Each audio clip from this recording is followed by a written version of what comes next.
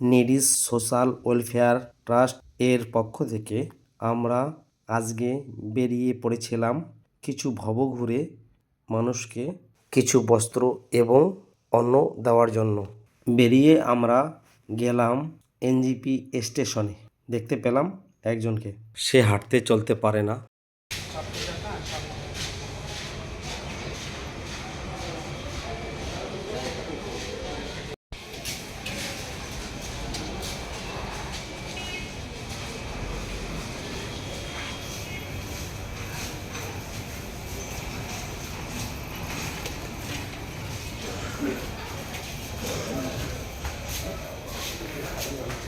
ঠিক আছে।